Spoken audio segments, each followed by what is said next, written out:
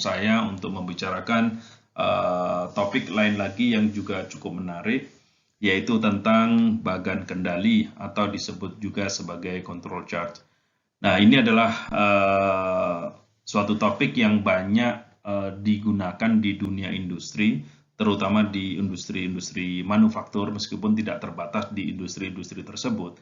Ya, tentunya kita tahu bahwa salah satu cara untuk memonitor sebuah proses itu adalah dengan cara membuat bagan kendali. Tetapi banyak sekali bagan kendali yang bisa kita pelajari. Untuk itu, pada pertemuan kali ini, saya akan menyoroti lebih detail bagaimana memilih suatu bagan kendali, terutama untuk bagan kendali data-data kontinu. Bukan pada teknis bagaimana cara membuat bagan kendali untuk data-data kontinu. Dua topik yang akan saya bicarakan di pertemuan kali ini ialah yang pertama tentang jenis-jenis bagan kendali, yaitu bagan kendali untuk data-data kontinu dan bagan kendali untuk data-data atribut.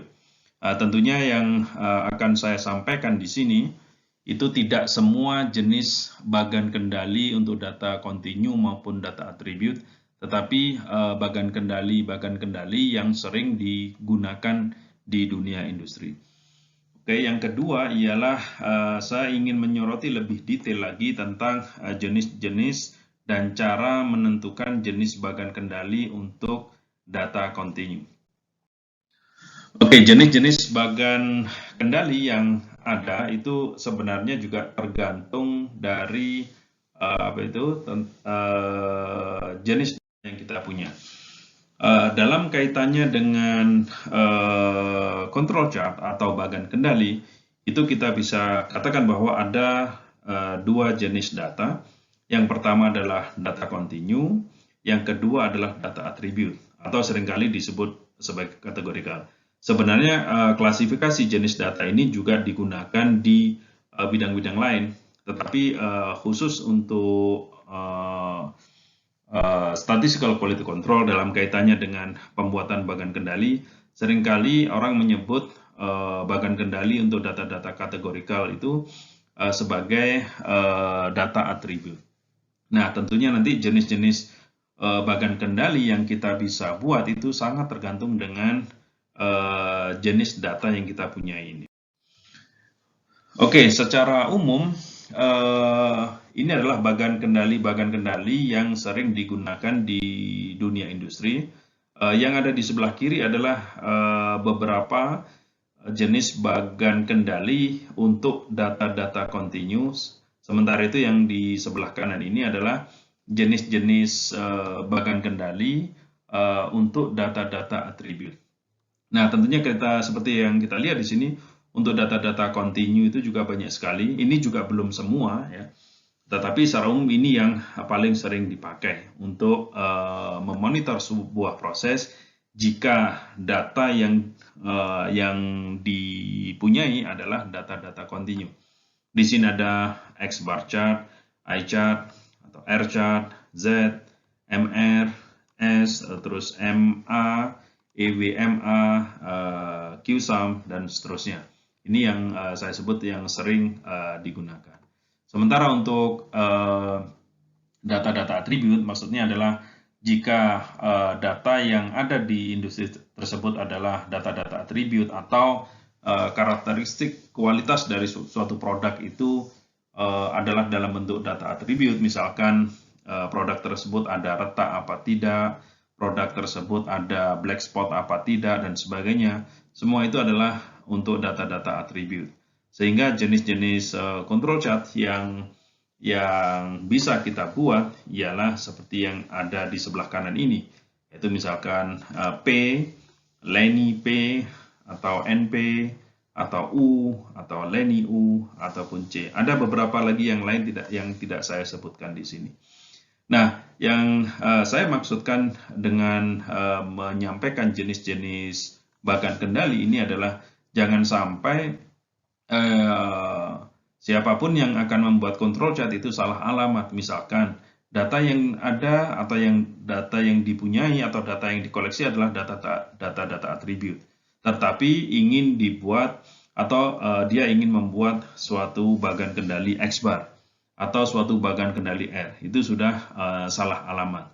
Begitu juga sebaliknya, jika data yang dipunyai adalah data-data kontinu atau data-data pengukuran, misalkan ketebalan, kekerasan produk, ataupun diameter, ataupun panjang, dan sebagainya, itu semua adalah data-data kontinu. Jadi jangan sampai kalau yang dipunyai data-data kontinu, terus yang ingin dibuat adalah bagan kendali P ataupun U dan sebagainya.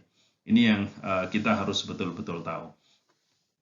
Oke, berikutnya ialah seperti yang saya sampaikan sebelumnya, saya akan menyoroti lebih detail tentang jenis-jenis bagan kendali untuk data kontinu atau seringkali juga disebut sebagai variabel. Tentang bagaimana kita memilih atau menentukan jenis bagan kendali yang sesuai untuk data kontinu yang kita punya. Di Z ya, jadi kita sudah membicarakan X bar, I, R, MR, ataupun S sudah kita bicarakan. Nah, sekarang mungkin bagan kendali Z, atau kalau dikombinasikan dengan ukuran penyebarannya di ya.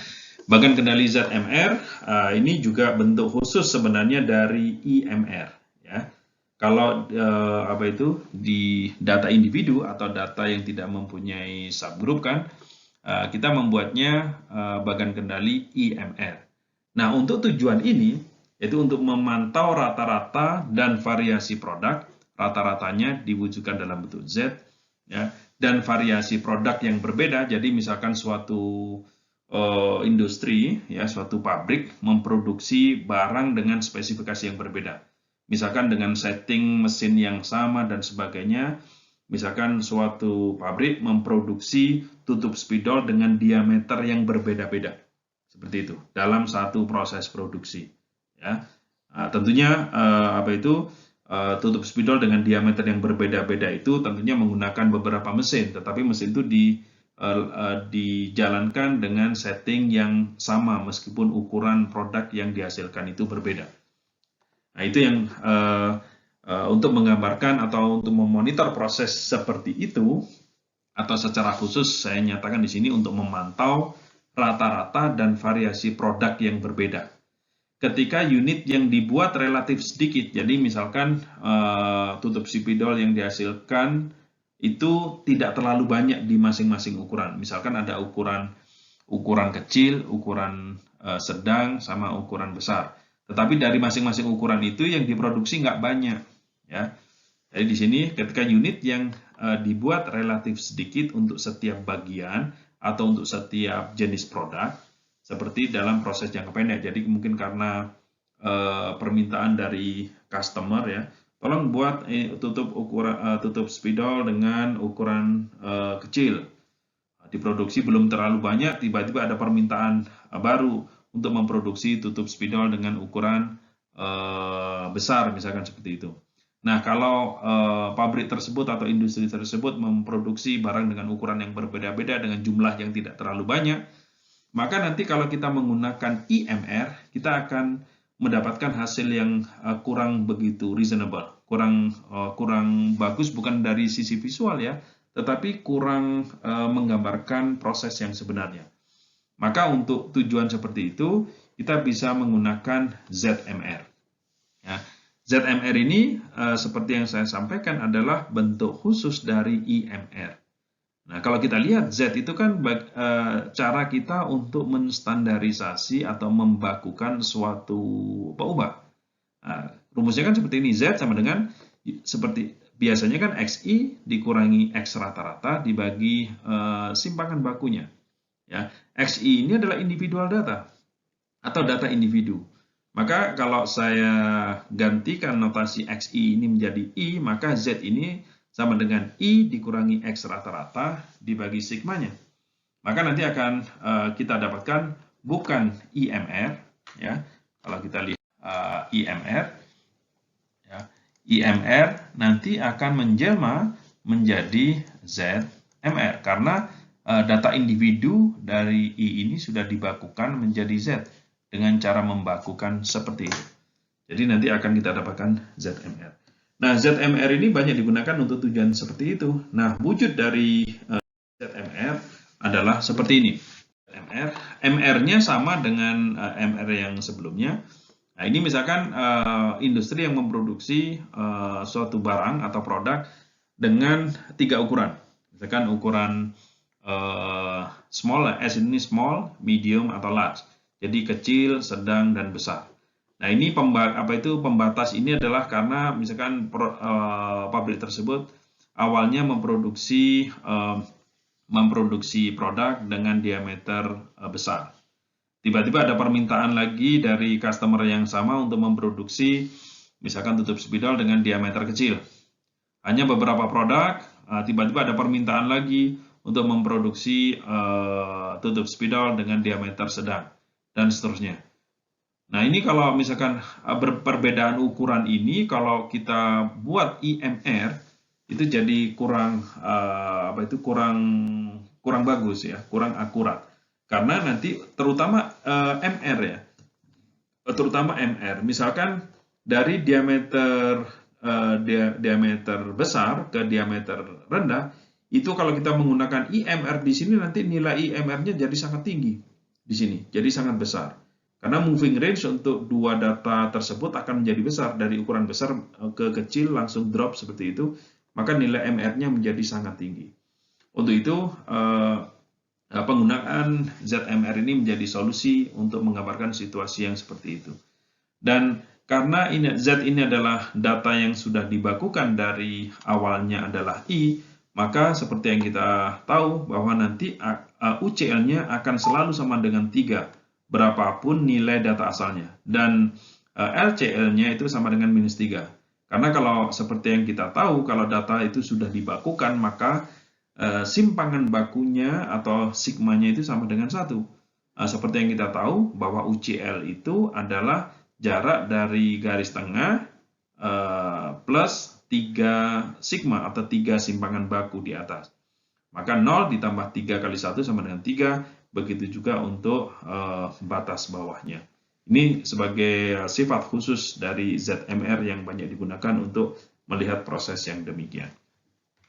Untuk teknisnya memang tidak saya diskusikan di sini, mungkin di pemaparan yang lain, di video yang lain nanti akan saya tunjukkan bagaimana detailnya membuat ZMR ini beserta step-stepnya, sehingga nanti yang melihat video tersebut akan menjadi jelas bagaimana cara membuat suatu bagan kendali ZMR dengan software apapun.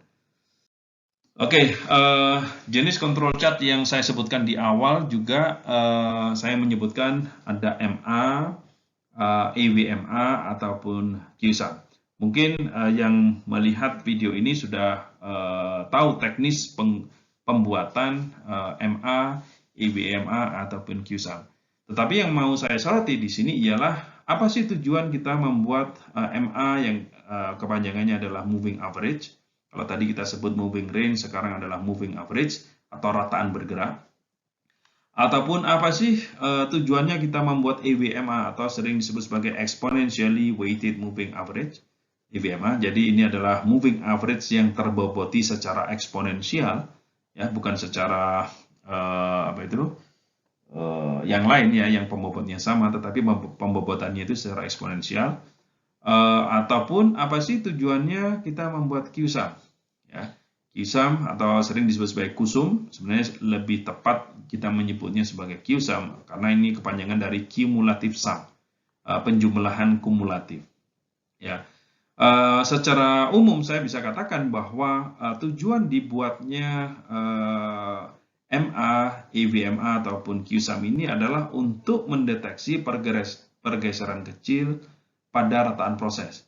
Jadi kadang-kadang kita mempunyai proses, ya, suatu proses kita plotkan dengan IMR atau dengan X bar. Itu terlihat baik-baik aja begitu ya. Mungkin tidak ada yang out of control, ya. Jadi semua baik-baik aja. Tetapi mungkin secara tidak sadar kita bisa melihat bahwa di situ ada pergeseran yang sangat kecil. Ya, mungkin tidak saya contohkan di sini, tapi nanti di video yang lain saya akan tunjukkan perbandingan antara penggunaan control chart yang klasik atau yang biasa dengan control chart ini untuk mendeteksi pergeseran yang sangat kecil, yang kalau dengan control chart yang biasa itu tidak terdeteksi. Tahu-tahu perusahaan tersebut sudah pada kondisi yang sudah buruk. Ini penting, jadi kalau ada pergeseran sangat kecil, misalkan kalau kita contohnya ya, suatu perusahaan memproduksi bor, memproduksi mata bor. Mata bor itu ada diameternya. Diameter mungkin mulai 2 mili, 4 mili, dan sebagainya.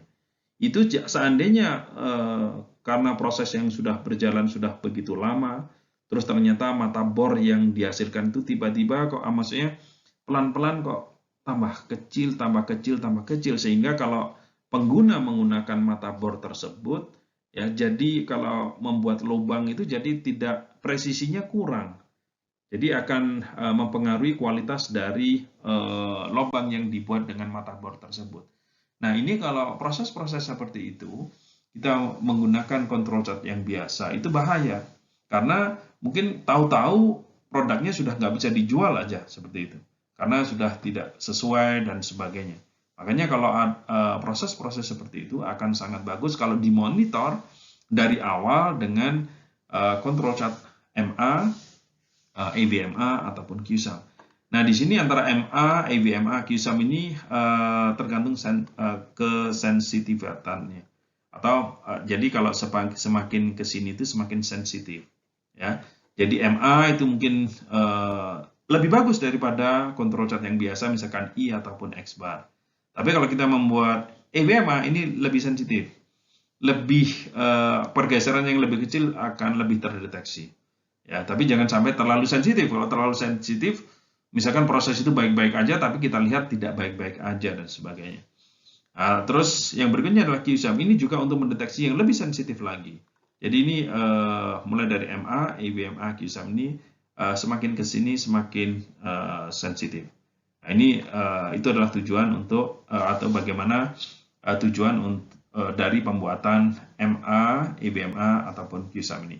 Jadi ini yang perlu saya garis bawahi tentang jenis-jenis control chart yang mungkin sudah pada tahu bagaimana cara membuatnya, tetapi mungkin beberapa saja yang tahu tujuan dari masing-masing pembuatan control chart ini. Itu saja yang ingin saya sampaikan di video ini untuk detail dari bagaimana membuat masing-masing control chart tersebut. Insya Allah akan saya persiapkan di waktu yang lain. Terima kasih. Assalamualaikum warahmatullahi wabarakatuh.